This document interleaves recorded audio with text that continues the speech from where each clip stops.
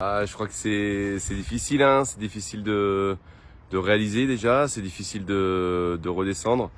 Les émotions sont tellement fortes, partagées avec le staff. Je crois que là, il y a quelques jours, on a passé les 1 mois. On a l'impression que c'était hier. Donc voilà, mais bon, on a aussi des obligations chacun dans nos clubs qui nous ont un petit peu ramenés à la réalité. Mais je crois qu'on est encore, même 1 mois après, toujours admiratif de ce qu'ont pu réaliser les filles. Donc c'était voilà, très dur de revenir au quotidien, on va dire. Et la qualification acquise, il y a des choix qui ont été faits et sur le camp de base et aussi le camp d'entraînement. Et comment ça s'est passé?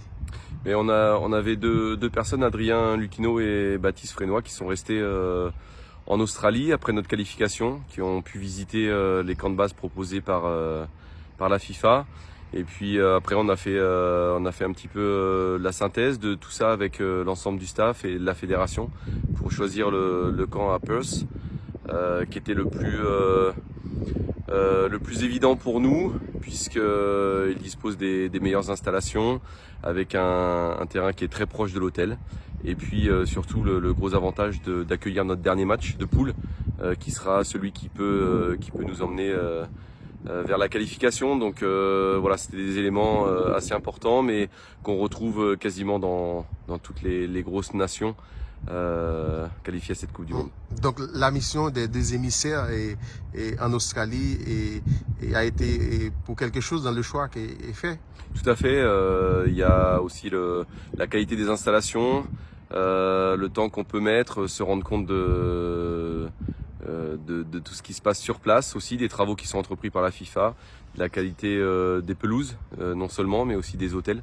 Donc oui, forcément, c'est toujours très important d'y être, tout comme on le fait actuellement pour notre stage de préparation. On est en train de visiter des structures différentes en Europe pour pouvoir accueillir notre premier stage de prépa.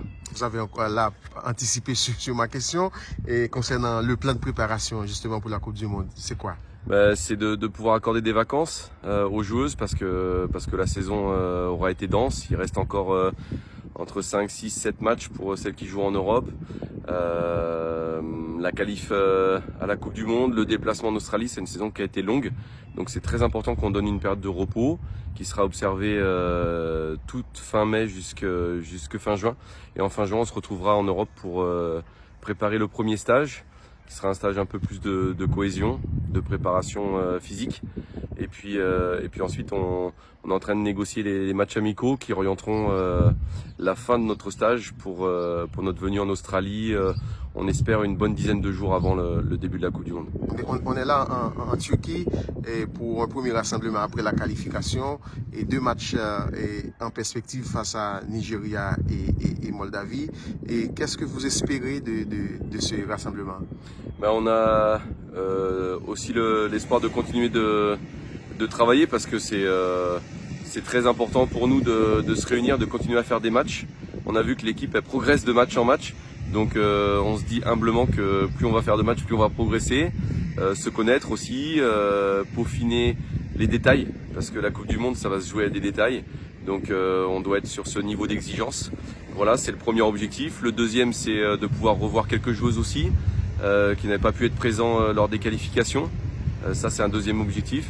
Et puis le troisième, c'est de se confronter encore aux meilleures nations, parce que on a certes la Moldavie qui est un petit peu moins bien classée, mais on a le Nigeria qui est la meilleure ou l'une des meilleures équipes d'Afrique et qui sera elle aussi une équipe mondialiste très attendue. Et des nouvelles de Shirley jeudi, elle est avec nous. Oui, on a souhaité faire venir Shirley parce qu'elle est sur sa phase de reprise, donc on espère que le stage se passera bien pour elle. Ça sera peut-être un petit peu juste pour jouer en fin de stage, ça c'est clair, mais par contre on veut voilà, accélérer son processus de réathlétisation, accélérer son processus de retour à la compétition, parce que c'est aussi notre mission. Elle travaille en club, mais on doit aussi être à disposition de nos joueuses cadres pour qu'elles soient dans les meilleures conditions pour la Coupe du Monde. Donc on est là, elle bénéficie d'un traitement un petit peu spécial avec le kiné tous les jours avec elle, le préparateur physique. Le préparateur mental aussi. Et préparateur mental, bien sûr. On essaye d'agir sur tous les leviers pour que sa reconstruction soit la plus rapide possible, parce que c'est une joueuse qui est très importante aussi pour l'équipe. Merci.